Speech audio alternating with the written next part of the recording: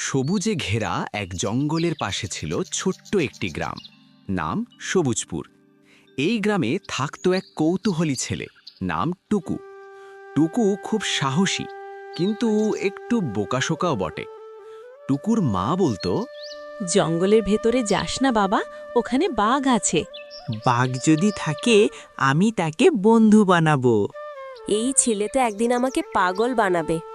জঙ্গলের গভীরে থাকত এক বাঘ, নাম বাঘু। সে খুব বড় আর শক্তিশালী, কিন্তু মনের ভেতরে সে ছিল ভীষণ একা। সব পশুরা তাকে ভয় পেত। হরিণ বলতো, ওই যে বাঘু আসছে, পালাও। আমি গাছে উঠি, তুমি দৌড় দাও। আমি কি শুধু ভয়ের জিনিস? আমার কি বন্ধু হতে পারে না? একদিন টুকু জঙ্গলে ফুল তুলতে গিয়ে ভীষণ বৃষ্টিতে পথ হারিয়ে ফেলল। চারদিকে অন্ধকার, বিদ্যুৎ চমকাচ্ছে। টুকু কাঁপতে কাঁপতে বলল, মাগো, আমি তো হারিয়ে গেলাম। ঠিক তখনই ঝোপের ভেতর থেকে গর্জন। হে আল্লাহ, আজ মনে হয় শেষ। বাঘু সামনে এসে দাঁড়ালো, কিন্তু অবাক কাণ্ড, সে টুকুকে খাচ্ছে না। বাঘু জিজ্ঞেস করল, তুমি কাঁপছো কেন ছোট মানুষ? ও, বাঘ কথা বলে? কার্টুন গল্পে সব সম্ভব। তুমি কি আমাকে খাবে? না, আমি খারাপ নই, আমি একা। বৃষ্টি আরও বেড়ে গেল। বাঘু বলল, আমার গুহায় এসো, ভিজে যাবে।